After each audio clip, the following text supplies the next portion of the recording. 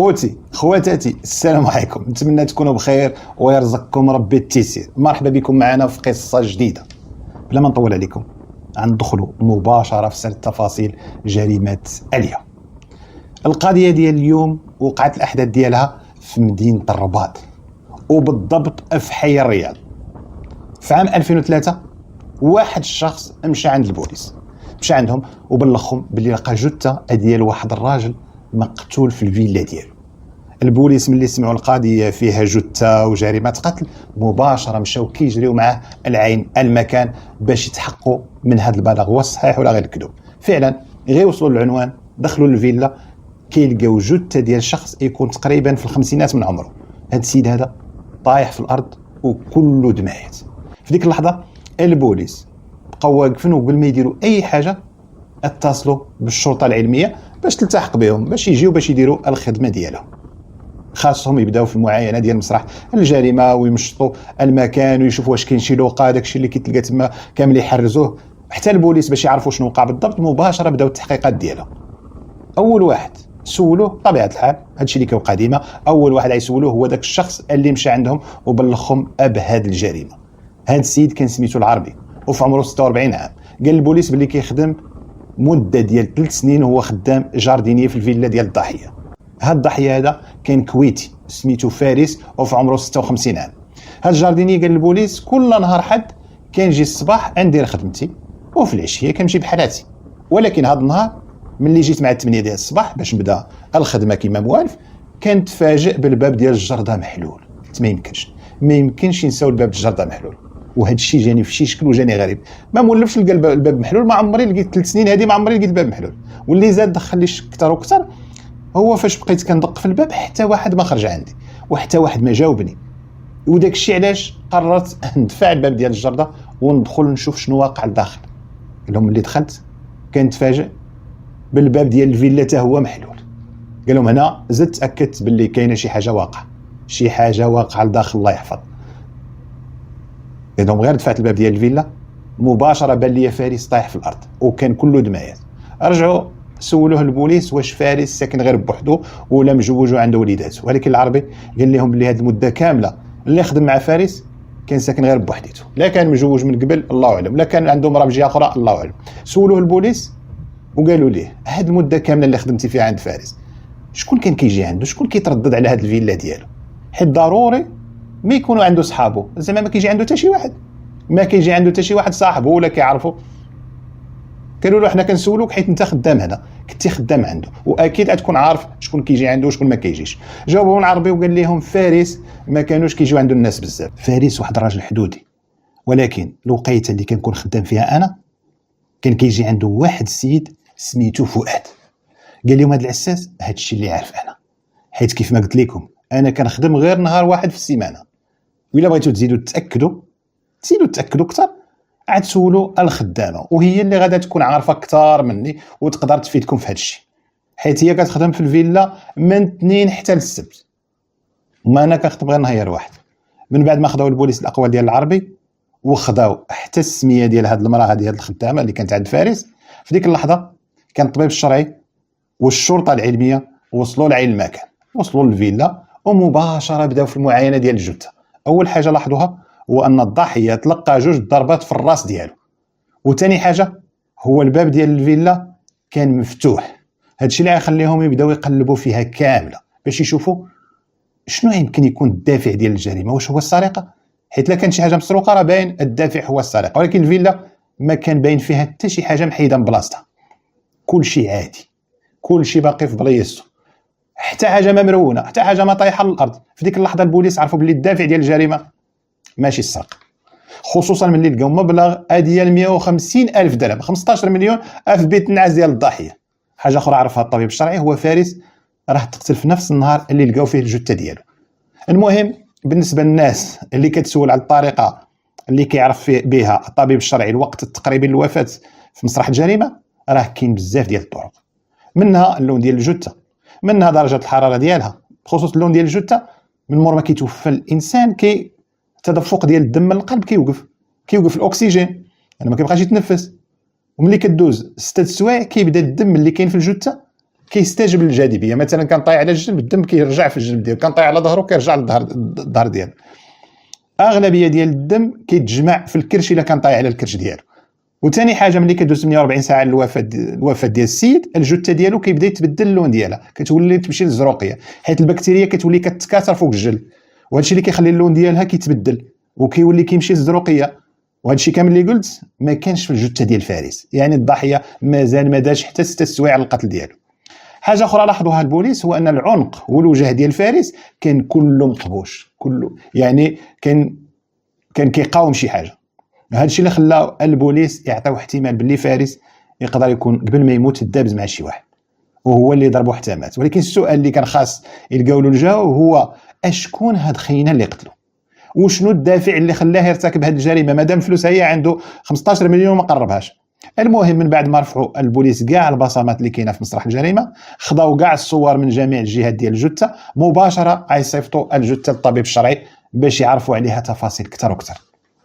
خاصهم يعرفوا معطيات اللي تقدر تفيدهم في البحث ديالهم. ولكن في ديك اللحظه النيت اللي كانوا مخرج الجثه ديال فارس، البوليس لاحظ بان كاين واحد الكلب عنده في الفيلا، في الجرده ديال الفيلا النيت راه الكلب مربوط. وديك الساعه فاش كانوا هما داخلين خارجين ما سكتش من النبيح. وهذا الشيء اللي يخلي واحد من البوليس يمشي يسول الجيران اللي قراب من الفيلا ديال الضحيه، قال لهم ديك الساعه اللي تقتل فيها واش ما سمعتوش الكلب، ما سمعتوش النبيح ديالو؟ لان ضروري الكلب الا شاف شي واحد براني غادي ينبح في الوقيته ديال الفجر. ولكن هما كامل كيأكدوا بانهم ما سمعوا والو نهائيا، ما سمعوا الصوت لا في الليل ولا في الفجر ولا بالنهار. هنا تاكدوا البوليس باللي الشخص اللي قتل فارس غيكون كيعرفو مزيان، ومولف كيجي عنده، وحتى الكلب كيعرفو مزيان. الكلب مولف هاد خينا اللي قتل الضحيه. وهذا الشيء اللي خلى البوليس يزيد يعمق البحث مع كاع الناس اللي كان كيعرفهم فارس. اول واحد بداو به هو هاد فؤاد. هذا فؤاد اللي كان كيجي عنده كل سيمانه. قالوا له شنو علاقتك بفارس؟ جاوبهم هاد السيد وقال لهم انا خدام عنده، انا مقابل ليه الفيرما ديالو، ومن السيمانه للسيمانه كنجيب ليه الفلوس ديال الخدمه وكنمشي بحالاتي، وهذا الشيء اللي كيجمعني معاه. رجعوا البوليس باش يسولوه، قالوا له كيفاش كان كيتعامل معك؟ واش المعامله ديالو كانت مزيانه ولا لا؟ جاوبهم فؤاد وقال لهم بلي فارس راجل الله يعمر له الدار، حنا خدامين عنده وكيتهلا فينا حنا كامل، وما عمرنا شفنا منه شي حاجه خايبه ولا سمعنا منه شي كلمه ديال العيب. رجعوا سولوه قالوا له في هذه المده كامله اللي كنتي خدام مع فارس واش ما وقع له حتى شي مشكل؟ واش ما كان عنده حتى شي صداع مع شي واحد؟ واش مثلا فايتدابز مع شي حد اللي تكونوا سمعتوه فايتهدوا بالقتل؟ جاوبهم فؤاد وقال لهم لا. قال لهم انا ما عمري شفت هذا الشيء وقع، وما عمري حسيت ان عنده شي مشكل مع شي واحد، وتا هو ما عمره تشكى من شي حد. ولكن اللي عارفه هو ان فارس قبل ما يستقر في مدينه الرباط راه كان مزوج في مدينه اكادير، وكانت فايت قال لي بلي وقع عليه مشكل كبير مع الطليقه ديالو، ولكن ما قالش لي شنو هو المشكل اللي كان عنده معها. وملي طلقها خرج من اكادير ما بقاش يرجع ليها وجا استقر هنايا في مدينه الرباط. من بعد ما خداو البوليس الاقوال ديالو مباشره مشاو كيبحثوا في السجلات ديال فارس باش يشوفوا شكون هي هاد البنت اللي كان مزوج بها وشنو النوع ديال المشاكل اللي كانت بيناتهم. وفعلا منين البحث ديالهم كملوه عرفوا باللي فارس ادخل من الكويت للمغرب في عام 1999 ومباشره استقر في مدينه اكادير وتزوج واحد البنت سميتها زينب. هاد البنت كان في عمرها 29 عام.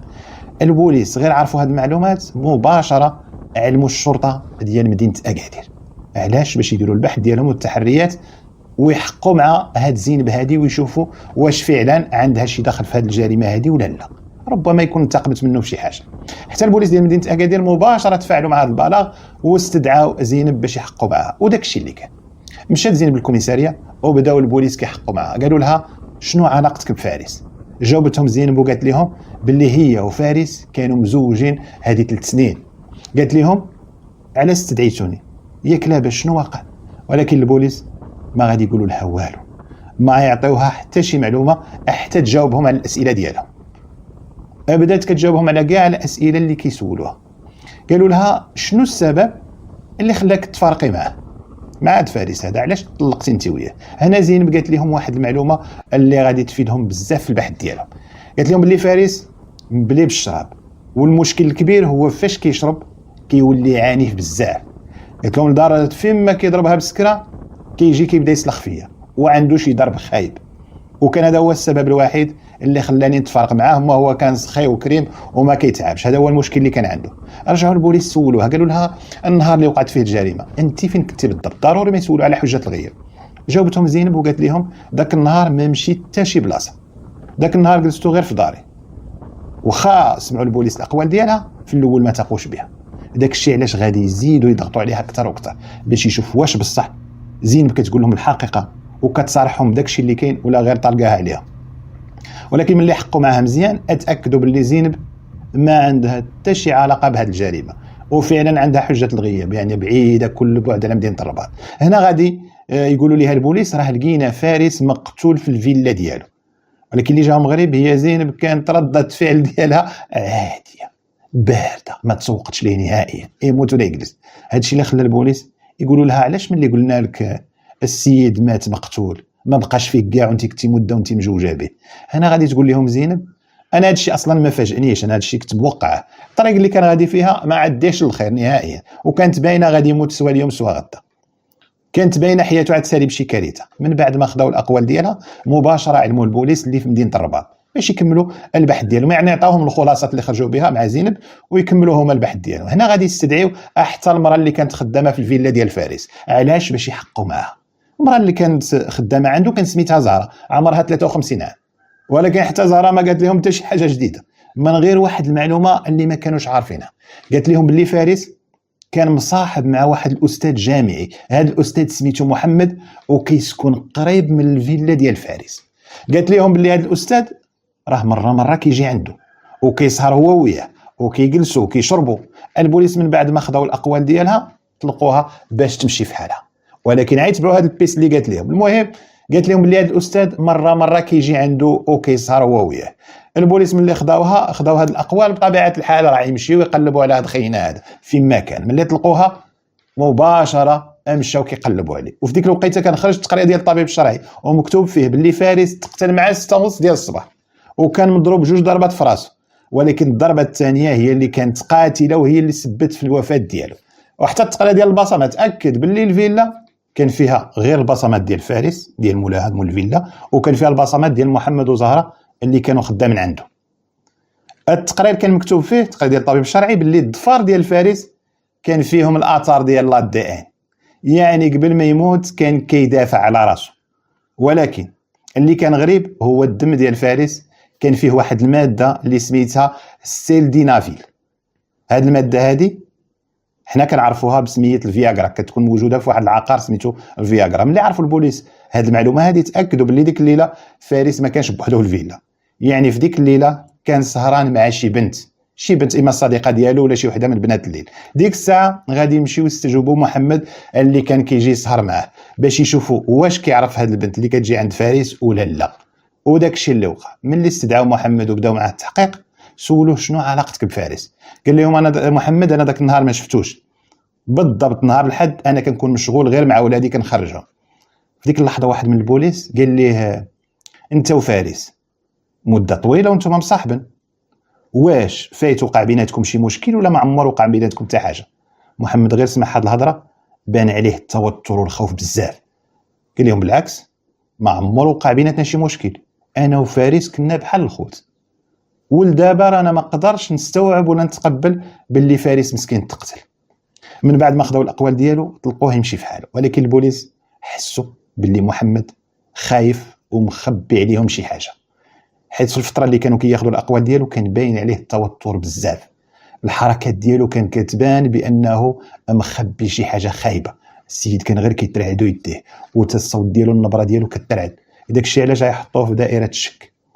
وباش البوليس يزيدوا يتاكدوا من الاقوال ديالو مشاو كيسولوا الحارس الليلي ديال ديك الحومه اللي ساكن فيها محمد وفارس النيت، حيت بجوج بهم راه كانوا ساكنين في نفس الحومه اللي فيها الفيلات.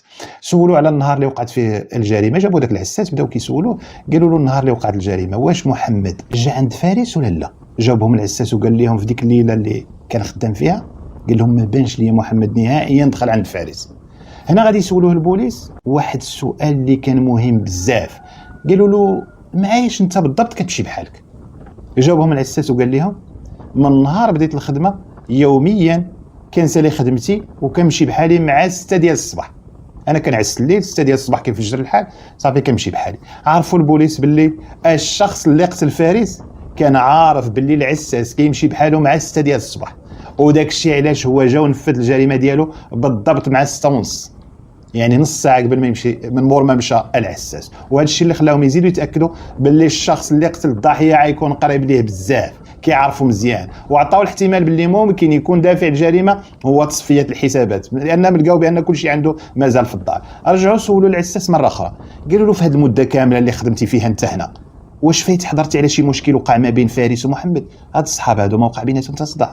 ديك الساعه العساس غايقول للبوليس واحد المعلومه اللي غادا تفيدهم بزاف، وفي نفس الوقت غادا تزيد تاكد الشكوك ديالهم في صاحبه.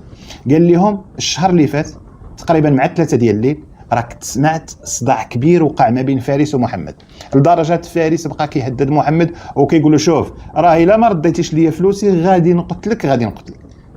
قال لهم راه انا اللي دخلت بيناتهم وفكيتهم، وكون ما فكيتهمش كانوا يقتلوا بعضياتهم. البوليس غير سمعوا هذه الهضره عرفوا باللي محمد كان كيكذب عليهم، وداك الشيء علاش ديك الساعه خرجوا كيقلبوا عليه باش يعتقلوه.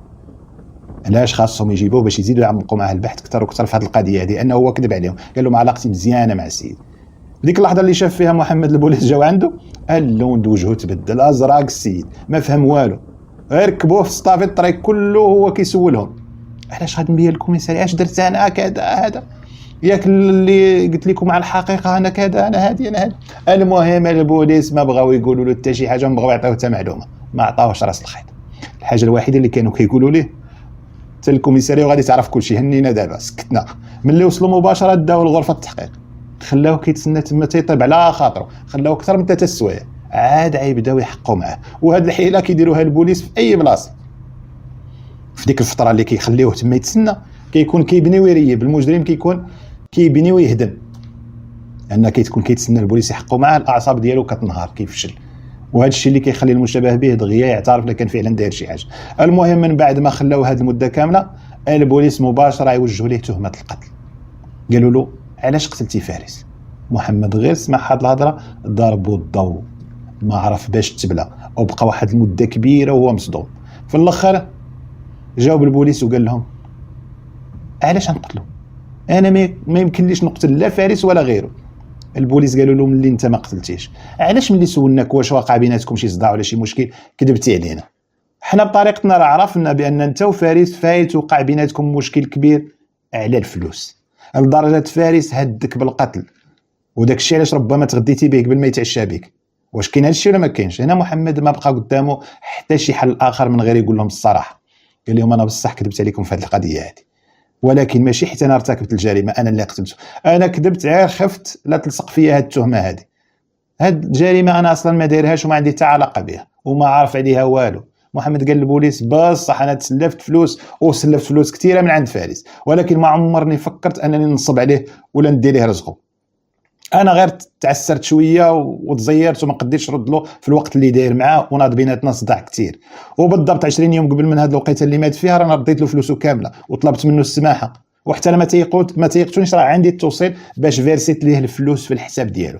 قال لهم هذا المشكل ما اثرش على الصحبه ديالنا نهائيا، كانت لحظه غضب وصافي، وموراها ولات علاقتنا احسن من الاول وبقينا اصحاب بحال حتى شي حاجه ما وقعت. حتى البوليس باش يزيدوا يتاكدوا اكثر واكثر مشاو يشوفوا الحساب البنكي ديال فارس، يشوفوا ديك العمليات اللي تمت فيه، واش فعلا محمد فيرسالو فلوسه ولا غير كيكذب عاود. فعلا غيلقاو محمد ما كذبش عليها، ولكن اللغز اللي مازال ما عرفوش البوليس هو اشكون هي البنت اللي كانت مع فارس في ديك الليله، يعني الليله اللي وقعت فيها الجريمه. ملي شافوا راسهم ما وصلوا لحتى شي حاجه، ما وصلوا حتى معلومه جديده على هذه البنت هذه اللي كان محتمل انها كانت معه، غيخرجوا مره اخرى يسولوا العساس. قالوا ليه الوقيته اللي كتشد فيها انت العسا واش ما عمرك شفتي شي بنت جات عند فارس الفيلا ديالو؟ جاوبهم العساس وقال لهم اييه مره برا راه كتجي عنده واحد البنت تكون في العشرينات من عمرها. رجعوا سولوه واش هذه البنت هذه كتعرفها ولا لا؟ جاوبهم العساس وقال لهم انا ما كنعرفهاش، ولكن انا عاقل على النمره ديال الطاكسي اللي كيجيبها، هي كتجي مع طاكسي واحد ديما، سيروا عنده وسولوه بنفسكم وهو غادي يدلكم عليها، وهو اللي عطاكم كاع المعلومات اللي باغناها. وداك الشيء اللي داروا من بعد ما عطاهم العساس النمره ديال الطاكسي، ديك الساعه مشاو كيقلبوا عليه باش يسولوا على هذه البنت هذه ويجيبوها يحقوا معها. وغير وصلوا ليه مباشره سولوا عليها، قالوا له البنت اللي كديها عند فارس الفيلا ديالها، الفيلا ديالو، راه مشتبه بها في جريمه قتل. داكشي علاش الا كنتي عارف شي حاجه عليها وخبيتيها علينا راه ما تلوم غير راسك وغادي تحمل المسؤوليه ديالك كامله. مول الطاكسي ملي سمع هاد الهضره خاف على راسو بزاف، خاف لا يتورط في شي حاجه هو ما قادرش عليها. داكشي علاش غيخليه يديهم حتى للدار ديالها، اداهم حتى للدار ودقوا عليها. هاد البنت ملي خرجت عندهم سولوها على شنو سميتها، المعلومات ديالها سميتها هاد البنت وفاء، في عمرها 27 عام. وفاء غير شافت مول الطاكسي ومعاه البوليس فشلت، تخلعت بزاف. ديك الساعه البوليس طلبوا منها باش تمشي معاهم الكوميساريه. علاش؟ باش يزيدوا يستجوبوها ويسولوها شي اسئله ومن بعد ترجع بحالها. ملي بداو كيحقوا معاها سولوها شنو علاقتك بفارس، جاوبتهم وفاء وقالت لهم باللي مده طويله وهي كتعرف، وقالت لهم فاش كيبغي يتلاقى بيا مره كنجي عنده، كيعيط ليا وكنمشي عنده. البوليس غير من الهضره اللي قالت لهم وفاء عرفوها راه كتمتهن المهنه ديال الدعاره. داكشي علاش قالوا لها عاودي لينا بالتفاصيل شنو درتي، عاودي لينا بالضبط النهار ديالك كيفاش كان النهار اللي وقعت فيه الجريمه. انا وفاء قالت لهم بلي فارس جا عندي مع 10 ديال الليل، بقى تقريبا جالس معايا حتى 3 ديال الصباح ومن بعد مشى بحالته. ولكن واخا قالت لهم وفاء هاد الهضره هادي ما تيقوهاش، وداك الشيء علاش قرروا يزيدوا يضغطوا عليها. كل شويه واحد كيسولها من جهه وما كيخليوهاش تنفس كاع باش يشوفوا واش بصح كتقول لهم الصراحه ولا غير كتكذب عليهم، لدرجه بقاو كيحقوا معها المده ديال يومين. واخا ضغطوا عليها البوليس بزاف وما خلاوهاش كاع كتنعس دغيا كينوضوا يحقوا معها، بقات وفاء مصره على الاقوال ديالها، كانت كتعاود لهم نفس الهضره. وملي تاكدوا بلي وفاء ما عندها حتى شي علاقه بهذه الجريمه قرروا يطلقوها باش تمشي في حالها. في ديك اللحظه البوليس حسوا باللي وصلوا لطريق مسدود، حيث ما لقاوش نهائيا راس الخيط اللي وصلهم للمجرم الحقيقي، وبقى الحال كما هو. دازت شهر والبوليس مازال ما وصلوا لحتى شي معلومه جديده، وهذا الشيء اللي خلى عيد زاد عليهم الضغط اكثر واكثر. حتى لواحد النهار زهره اللي كانت خدامه في الفيلا ديال فارس غادا تمشي عند البوليس وغادا تقول لهم واحد الهضره اللي غادا تقلب لهم البحث كامل. قالت لهم باللي قبل ما توقع الجريمه بشي 20 يوم راها كانت مريضه وعلمت فارس باللي ما غاداش تخدم المده ديال السيمانه. في ديك اللحظه قالت لهم باللي فارس قال لي شوفي لي شي مراه اللي تجي تخدم ليا في بلاصتك هاد السيمانه على ما رجعتي زعما. وداك الشيء اللي درت، شت ليه واحد البنت حتى هي كانت محتاجه للخدمه وعلى قد الحال، وفعلا خدمت عنده البنت ديك السيمانه اللي كنت انا غايبه، ومن بعد مشات بحالها. ولكن مؤخرا سمعت في الحومه باللي في ديك الوقيته اللي كانت خدامه فيها هاد البنت عند فارس اغتصبها، وملي حيحت عليها عطاها فلوس كثيره باش تسكت، عطاها هذيك الفلوس ورضاها باش ما تبلغش عليه. زهره قالت للبوليس باللي هاد الهضره سمعتها غير في الحومه كدور وما متاكداش منها واش صحيحه ولا لا. من بعد ما خداو البوليس العنوان ديال هاد البنت مشاو جابوها مباشره باش حتى هي يسولوها. هاد البنت كان سميتها عائشه، في عمرها 33 عام. ملي بداو البوليس كيسولوها كانت عائشه خايفه بزاف وغير كتبكي مسكينه. هنا غيسولوها واش بصح فعلا خدمتي في الفيلا ديال فارس ولا لا. جاوبتهم عائشه وقالت لهم فعلا خدمت عنده مده قصيره غير سيمانه، حيت زهره راه كانت مريضه وهي اللي دبرت لي في هذه الخدمه. رجعوا سولوها قالوا لها في ديك الفتره اللي كنتي خدامه فيها عنده واش بصح هذا السيد تعدى عليك ولا لا، في ديك السيمانه واش تعدى عليك وتكرفس عليك واغتصبك ولا لا. عائشه زاد التوتر ديالها ولات غير كتدخل وتخرج في الهضره. هذا الشيء اللي خلى البوليس يتاكدوا باللي عائشه مخبيه عليهم شي حاجه، وداك الشيء علاش غادي يزيدوا يبركوا عليها مزيان ويزيروها باش الا كانت مخبيه شي حاجه تقرب بها مباشره. قالت لهم عائشه فاش كنت خدامه عند فارس واحد النهار رجع سكرا للدار وتحرش بيا، وملي دفعته شدني صحه واغتصبني. هنا البوليس قالوا لعائشه ملي اغتصبك علاش ما جيتيش بلغتي عليه؟ قالت لهم فارس عطاني الفلوس ورضاني وطلب مني السماحه، واخا نمشي عند البوليس كنت مأكده ما يقع له والو حيت عنده المعارف بزاف وما قديتش نبلغ عليه. قالت لهم انا محتاجه الفلوس وعندي جليدات وداك الشيء علاش خديت الفلوس وسمحت في حقي. ملي سمعوا ليها البوليس ديك الساعه وجهوا ليها تهمه القتل، قالوا لها انت اللي قتلتي فارس باش تنتقمي منه على ود الاغتصاب اللي اغتصبك. عائشه ملي سمعت هذه الهضره خافت بزاف وبقات مسكينه غير كتبكي. في ديك الوقيته حتى البوليس زادوا ضغطوا عليها حتى نهارت واعترفت لهم بكل شيء. قالت لهم ماشي انا اللي قتلته، باه هو اللي قتله، ولكن ملي عطاتهم السميه ديال باها والعنوان ديالو، هنا في غادي تكون الصدمه ديال كلشي. باها شكون هو؟ وخرج هو العساس اللي خدام في الحومه اللي كان كيسكن فيها فارس ومحمد الحارس الليلي اللي من الصباح ما يستجوبوا فيه. ملي اعترفت على باها ديك الساعه مشاو البوليس واعتقلوا العساس باش يدوز في التحقيق. جابوه وبداو يعمقوا معاه البحث، وفعلا ما داش بزاف ديال الوقت حتى كان عندهم هو معتقل عندهم. ملي دخلوه للغرفه ديال التحقيق شاف بنته في ديك الحاله عا كتبكي وتغوت، وعرف بانها اعترفت واللي عطاه الله عطاه، ما بقى له حتى شي حل من غير انه حتى هو يعترف لهم بالجريمه اللي دار. قال لهم انا اللي قتلت فارس، انا اللي قتلته حيت تعدى لي على بنتي. هذا العساس قال للبوليس انا واحد النهار دخلت للدار ولقيت بنتي في واحد الحاله خايبه بزاف، كانت غير كتبكي وكتغوت. سولتها ما بغات تقول لي والو، ما بغات تقول شنو وقع ليها، ولكن ملي شفت وجهها فيه الاثار ديال الضرب اتاكدت باللي شي واحد غيكون تعدى عليها. ولكن انا ما عمري كنت متوقع ان هذا اللي تعدى عليها راه اغتصبها، وما عمري كنت كنتسنى يجي شي نهار وبنتي تتعرض لهذه الحاله هذه. في الاول عييت معاها ولكن ما بغاش تعاود لي، ولكن ملي ضغطت عليها بقات كتبكي وعاودت لي شنو وقع ليها بالضبط. عرفت فارس باللي هو اللي تعدى عليها، وهذا الشيء اللي ما قدرتش نتقبله نهائيا. هذا العساس قال للبوليس بصح انا راجل درويش وعلى حالي وما على قد حالي وما عنديش، ولكن ما نقبلش شي واحد يتكرفس عليا ويتكرفس لي على كرامتي ويتكرفس لي على ولادي. ما عمري نسمح لشي واحد يحقرني ولا يحقر لي ولادي، وهذا الشيء اللي خلاني نخطط كيفاش انتقم منه. خليت حتى دات 25 يوم حتى بردت القضيه، واختاريت النهار اللي غيكون فيه فارس غير بوحدو في الفيلا ديالو، وكنت عارف الكلب ديالو ما غاديش ينباع عليا حيت كيعرفني مزيان وديما كنعطيه الماكله. في ديك الليله نقص السور ديال الفيلا ومشيت دقيت عليه في الباب ديالو، وغير فتح عليا الباب مباشره هزيت الزرواطه اللي ديت معايا وضربته به الراس 2 ضربات، وباش نتاكد باللي مات طحت عليه وبديت كنخنقو من عنقه، ومن بعد مشيت بحالي. هذا العساس قال للبوليس كون كان في الدار شي واحد اللي يصرف على ولاد بنتي من الاول ما غاديش نهرب، من الاول غادي نبلغ على راسي مباشره، ولكن قبح الله الفقر. هنا القصه ديال الجريمه ديال اليوم سالات. نشوفكم في الحلقه الجايه ان شاء الله، والى عجبكم الفيديو ما تبخلوش علينا بالدعم ديالكم للقناه. وقبل ما نختموا ضروري اللازمه ديالنا اللي تعودنا عليها، ضروري نسمعكم الدعوه ديال الخير اللي ولفناها. الله يكتب علينا مكاتب الخير والله يخرجنا من دار العيب بلاعب، ويرزقنا حسن الخاتمه ويجعل اخرنا احسن من اولنا، ويجعلنا خفاف ظراف على قلوبكم. خوتي خواتاتي دوزوا بخير ونتلاقاو غدا ان شاء الله في نفس المواعيد.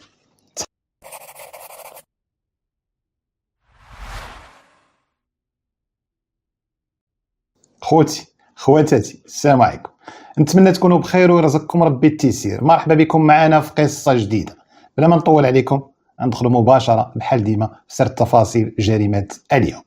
القصه ديال اليوم غادي تمشي بينا عند واحد العائله في دوار ايت عميره، وبالضبط في اقليم شتوكا ايتباه.